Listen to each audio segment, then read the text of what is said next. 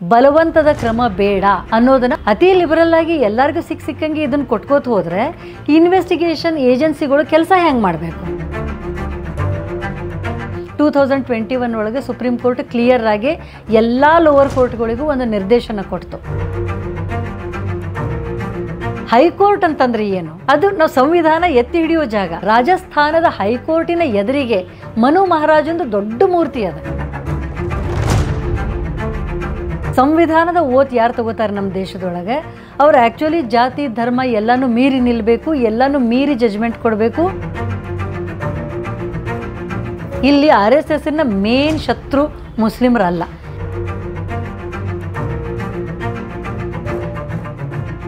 ಬಲವಂತದ ಕ್ರಮ ಬೇಡ ಎಂಬ ನ್ಯಾಯಾಲಯದ ನಿರ್ದೇಶನಗಳು ಇತ್ತೀಚೆಗೆ ಸಾರ್ವಜನಿಕ ವಲಯದಲ್ಲಿ ಅಪಾರ ಚರ್ಚೆಗೆ ಈಡಾಗುತ್ತಿವೆ.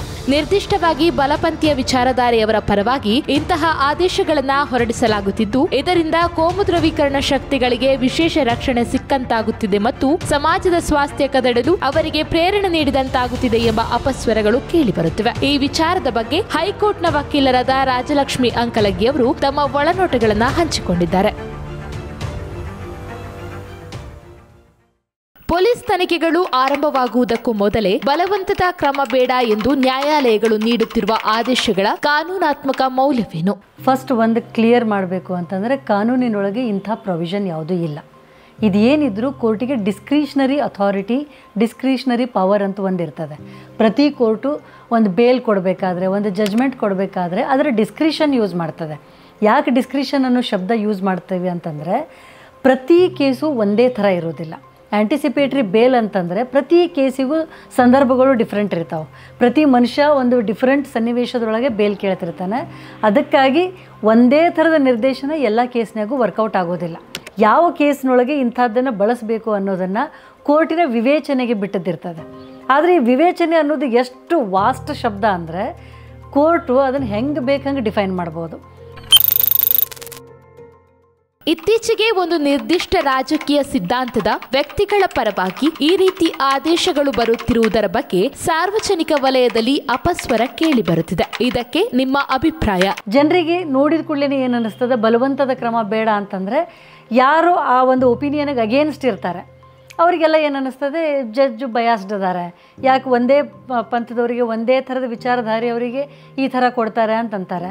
ಇನ್ನು ಉಳಿದವರು ಅದನ್ನು ಜಸ್ಟಿಫೈ ಮಾಡ್ಕೋಬೇಕು ಅಂತ ಬಂದವರು ಸಹಜವಾಗಿ ಇಲ್ಲ ಇದು ಎಲ್ಲರಿಗೂ ಐತಿ ಅಂತ ಹೇಳ್ತಾರೆ. ಎಲ್ಲರಿಗೂ ಐತಿ, ಆದರೆ ಎಲ್ಲರಿಗೂ ಅನ್ವಯ ಆಗ್ತದೇನೋ ಅದನ್ನು ನಾವು ನೋಡಬೇಕು. ಸಿಂಪಲ್ಲಾಗಿ ನೋಡಿದರೆ ಬಲವಂತದ ಕ್ರಮ ಬೇಡ ಅಂತ ಹೇಳಿದಾಗ 2021 ಒಳಗೆ ಸುಪ್ರೀಂ ಕೋರ್ಟ್ ಕ್ಲಿಯರ್ ಆಗಿ ಎಲ್ಲ ಲೋವರ್ ಕೋರ್ಟ್ಗಳಿಗೂ ಒಂದು ನಿರ್ದೇಶನ ಕೊಡ್ತು. ಏನು ಹೇಳಿದರು ಅಂತಂದರೆ, ಬಲವಂತದ ಕ್ರಮ ಬೇಡ ಅಂದರೆ ನೋ ಕೋವರ್ಸಿವ್ ಆ್ಯಕ್ಷನ್ ಅನ್ನೋದನ್ನು ಅತಿ ಲಿಬರಲ್ಲಾಗಿ ಯೂಸ್ ಮಾಡಬೇಡ್ರಿ, ಡಿಸ್ಕ್ರಿಷನಲ್ಲಿ ಯೂಸ್ ಮಾಡಿರಿ.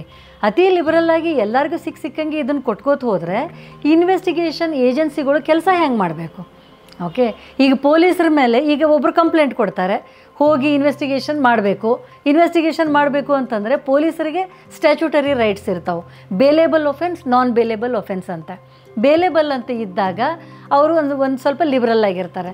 ನಾನ್ ಬೇಲೇಬಲ್ ಇದ್ದಾಗ it is the duty of police. ಅವರು ಇವ್ರನ್ನ ಯಾವುದೇ ರೀತಿಯಿಂದ ಕರ್ಕೊಂಡು ಬಂದು, ಒತ್ತಾಯದಿಂದಲೇ ಯಾಕಾಗಲಿ ಕರ್ಕೊಂಡು ಬಂದು ಇನ್ವೆಸ್ಟಿಗೇಷನ್ ಮಾಡಬೇಕು. ನೋ ಕೋರ್ಸಿವ್ ಆ್ಯಕ್ಷನ್ ಅಂದರೆ ಏನು? ಪ್ರೀತಿಯಿಂದ ಕರೆಯೋಕ್ಕಾಗ್ತದೆ ಅಕ್ಯೂಸ್ಡ್ ಅಂತ ಟ್ರೀಟ್ ಮಾಡಲಾರ್ದೆ ಪೊಲೀಸರು ಆ ರೀತಿ ಹ್ಯಾಂಡಲ್ ಮಾಡೋಕ್ಕೆ ಶುರು ಮಾಡಿದರೆ ಯಾವ ಕೇಸು ಒಂದು ದಂಡಿಗೆ ಹತ್ತಂಗಿಲ್ಲ. ಇದು ಕ್ಲಿಯರ್ ಇರ್ತದೆ. ಈಗ ಪೊಲೀಸರಿಗೆ ನೀವು ಅಗದಿ ಒಂದು ದಿಗ್ಬಂಧನ ಹಾಕಿದವ್ರಂಗೆ ಹಾಕಿ, ಈ ಕಡೆ ಪೊಲೀಸರ ಮೇಲೂ ಅಲಿಗೇಷನ್, ಇವ್ರ ಕೆಲಸ ಸರಿಯಾಗಿ ಮಾಡೋಂಗಿಲ್ಲ, ರೈಟ್ ಟೈಮಿಗೆ ಚಾರ್ಜ್ ಶೀಟ್ ಹಾಕೋಂಗಿಲ್ಲ, ಇನ್ವೆಸ್ಟಿಗೇಷನ್ ಮಾಡೋಂಗಿಲ್ಲ. ಪೊಲೀಸರಿಗೆ ಹೋಗಿ ಕೇಳಿದ್ರೆ ಅವ್ರೇನು ಹೇಳ್ತಾರೆ, ನಾವು ಮಾಡಬೇಕು ಅಂತೀವಿ, ಅಕ್ಯೂಸ್ಡ್ ನಮ್ಮ ಜೋಡಿ ಕೋಆಪ್ರೇಟ್ ಮಾಡೋಂಗಿಲ್ಲ. ಅಕ್ಯೂಸ್ಡ್ ಕೋಆಪ್ರೇಟ್ ಯಾಕೆ ಮಾಡಬೇಕು? He is accused. ಓಕೆ, ಆದರೆ ನಾವು ಇಂಡಿಯಾದಾಗ ಒಂದು ಮಾತು ಹೇಳ್ತೀವಿ, ಇನ್ನೋಸೆಂಟ್ ಅಂಟಿಲ್ ಪ್ರೂವನ್ ಗಿಲ್ಟಿ. ಎಲ್ಲಿ ತನಕ ಅವ ಅಪರಾಧಿ ಅಂತ ಅಂದ್ರೆ ಇದು ಆಗಂಗಿಲ್ಲ, ಅಲ್ಲಿ ತನಕ ಅವ ಇನ್ನೋಸೆಂಟ್, ಅದನ್ನು ನಾವು ಒಪ್ಕೊಳ್ಳೋಣಂತೆ. ಆದರೆ ಅದು ಅಪರಾಧಿ ಅಂತ ಯಾವಾಗ ಅವ ನಿರ್ಧಾರ ಆಗ್ತದೆ? ಇನ್ವೆಸ್ಟಿಗೇಷನ್ ಆದಾಗ. ಇನ್ವೆಸ್ಟಿಗೇಷನ್ಗೆ ಬರಲಿಲ್ಲ ಅಂತಂದರೆ ಇದು justice delay is justice denied. ಎಲ್ಲರಿಗೂ ಜಸ್ಟಿಸ್ ಡಿಲೇ ಆಗ್ತದೆ, ನ್ಯಾಯಾಂಗಗಳು ಹೆಚ್ಚಿಗೆ ಕೆಲಸ ಮಾಡೋಂಗಿಲ್ಲ, ಪೊಲೀಸರು ಕೆಲಸ ಮಾಡೋಂಗಿಲ್ಲ ಅಂತ ಜನ ಬೈತಾರೆ.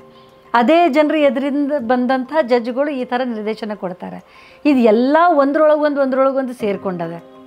ಅದೇ ರೀತಿ ಬೇರೆ ವಿಚಾರಧಾರೆ ಇರುವವರು, ಬಲಪಂಥೀಯ ಬಿಟ್ಟು ಬೇರೆ ನ್ಯೂಟ್ರಲ್ ಅಥವಾ ಸೆಂಟ್ರಲ್ ಆಗಿ ವಿಚಾರ ಮಾಡುವಂಥ ಜಡ್ಜಸ್ ಇರ್ತಾರೆ.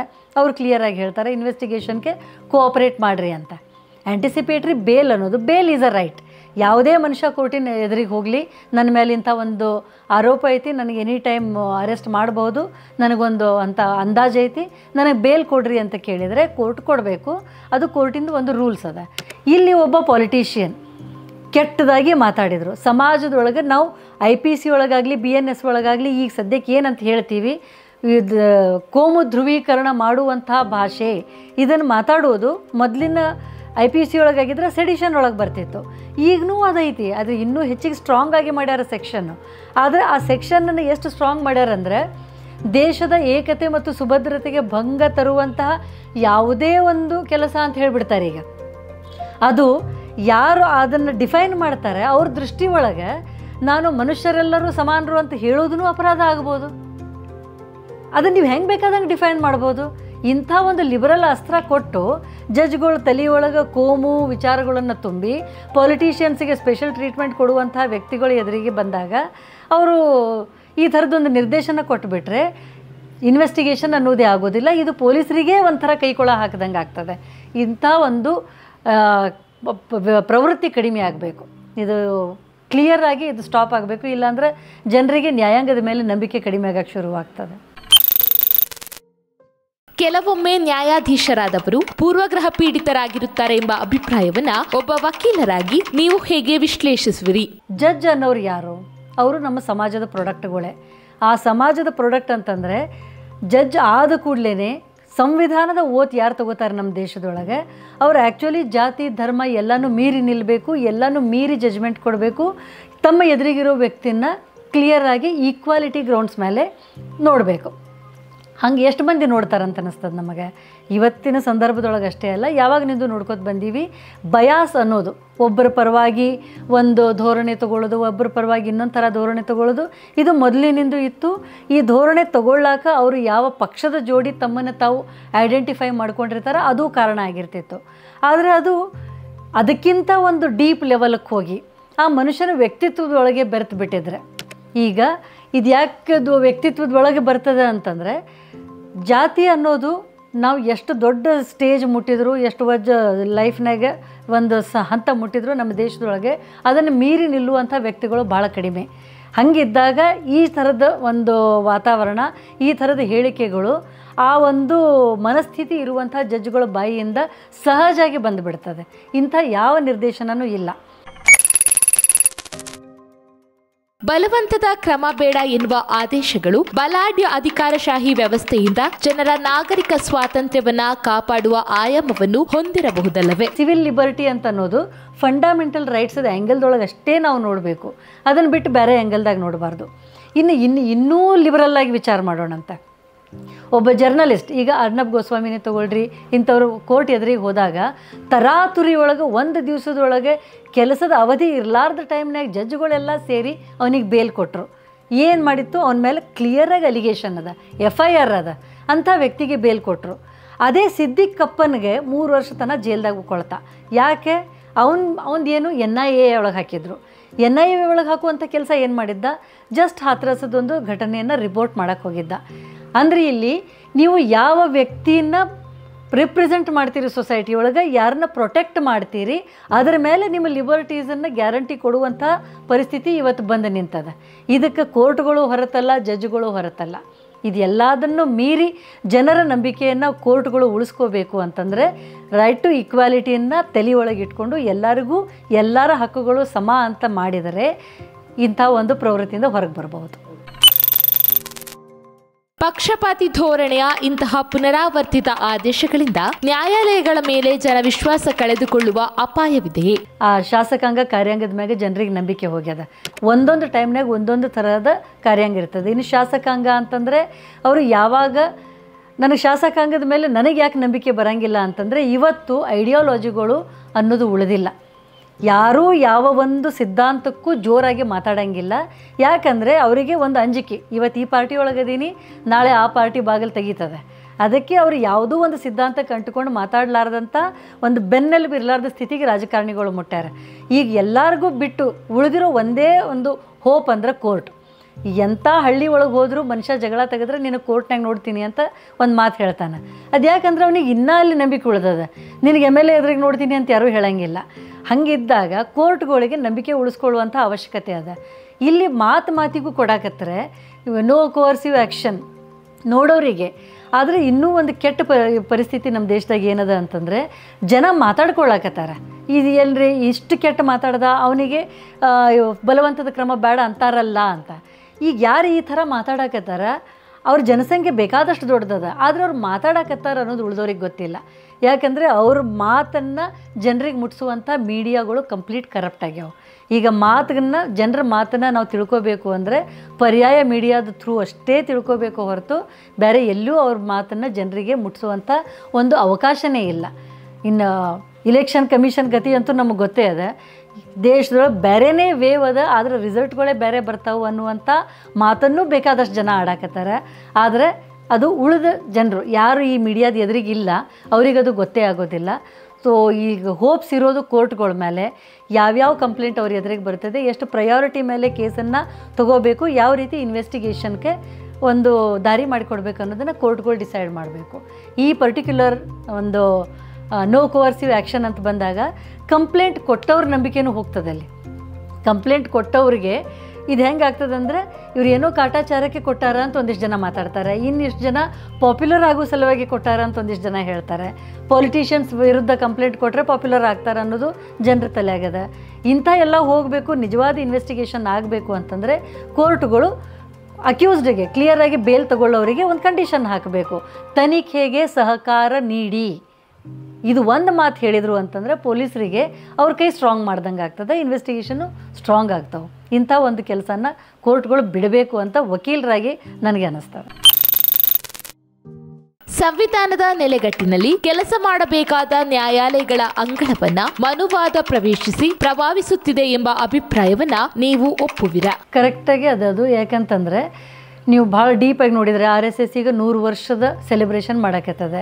ಅದ್ರ ಹಿಂದೆ ನಾವು ಮೊನ್ನೆನೇ ಆನಂದ್ ತೇಲ್ತುಂಬಡೆ ಅವ್ರದ್ದೊಂದು ಆರ್ಟಿಕಲ್ ಓದಾಕತ್ತಿದ್ದೆ.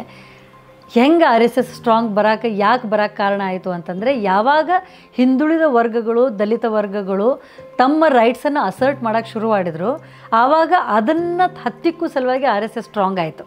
ಇಲ್ಲಿ RSSನ ಮೇನ್ ಶತ್ರು ಮುಸ್ಲಿಮರಲ್ಲ. ಇದನ್ನು ಜನರು ಭಾಳ ತಪ್ಪು ತಿಳ್ಕೊಂಡ್ಬಿಟ್ಟಾರೆ. RSSಗೆ ಮುಸ್ಲಿಮರಿಂದ ಯಾವುದೇ ಹೆದರಿಕೆ ಇಲ್ಲ, ಅವ್ರಿಗೆ ಹೆದರಿಕೆ ಇರೋದು ದಲಿತ ವರ್ಗ ಮತ್ತು ಮಹಿಳೆಯರಿಂದ. ಇವರು ಯಾವಾಗ ಸ್ಟ್ರಾಂಗ್ ಆಗ್ತಾರೆ ಅವರ ಒಂದು ಅಥಾರಿಟಿ ಕಡಿಮೆ ಆಗ್ತದೆ. ಇಂಥ ಮನಸ್ಥಿತಿನ ಹತ್ತಿಕ್ಕಬೇಕು ಅಂತಂದರೆ ಉಳಿದ ಎಲ್ಲ ಜನ ತಮ್ಮ ರೈಟ್ಸನ್ನು ಕೇಳಬಾರ್ದು ಅಂತ ಮಾಡಿದರೆ ಅವರಿಗೆ ಒಂದು ಸ್ವೀಟ್ ಕೋಟೆಡ್ ಪಿಲ್ ಕೊಡಬೇಕು. ಅದೇ ಹಿಂದುತ್ವ. ಅದನ್ನು ಕೊಟ್ಟು ಜನರು ತಮ್ಮ ರೈಟ್ಸನ್ನು ಮರೆತು ತಮ್ಮ ಹಕ್ಕನ್ನು ಮರೆಯುವಂಗೆ ಅವರು ಮಾಡಿದರು. ಈಗ ರೀಸೆಂಟಾಗಿ BBC-ದೊಂದು ರಿಪೋರ್ಟ್ ಬಂತು, ಅಥವಾ ಒಂದು ವಿಡಿಯೋ ನೋಡಿದ್ವಿ. ಅದರೊಳಗೆ ಅವ್ರು ಹೇಳಿದರು, ಗುಜರಾತ್ ರಾಜ್ಯದೊಳಗೆ, ಇಡೀ ದೇಶದೊಳಗೆ ಗುಜರಾತ್ನೊಳಗೆ ಟೋಟಲಿ ಒಂದು ವಿಚಾರ ಮಾಡುವಂಥ ಶಕ್ತಿ ಕಳ್ಕೊಂಡಂಥ ಒಂದು ಜನ್ರೇಷನ್ ಬಂದದ ಅಂತ. ಯಾಕಂದರೆ ಒಬ್ಬ ಮನುಷ್ಯ ಒಂದು ಸರ್ಕಾರಿ ನೌಕರಿ ಸೇರಿದ ಅಂದರೆ ಎಷ್ಟು ವರ್ಷ ಮ್ಯಾಕ್ಸಿಮಮ್ ಕೆಲಸ ಮಾಡ್ತಾನೆ? 30 ವರ್ಷ. 30 ವರ್ಷದಿಂದನೂ ಅಲ್ಲಿ BJP ಅದ.